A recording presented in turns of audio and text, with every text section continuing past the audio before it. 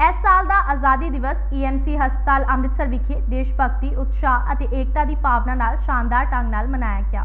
मुख्य प्रवेश द्वार से तिरंगे झंडे और फुलों की सजावट ने हर आने वाले का स्वागत किया।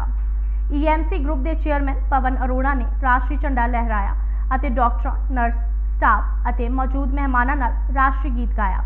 झंडा लहराने तो बाद हस्पताल के ऑडिटोरीयम में सभ्याचारक प्रोग्राम आयोजित किए गए। स्टाफ मैंबरों के बच्चों ने देश भगती के गीतों और कवितावां राही आज़ादी घुलाटियां दी कुर्बानियों को याद किया। इस साल का आज़ादी दिवस सिर्फ EMC हस्पताल अमृतसर लिए एक जश्न ही नहीं बन गया, सगों सेवा, जिम्मेवारी और राष्ट्र निर्माण प्रति एक नवी वचनबद्धता का प्रतीक बन गया।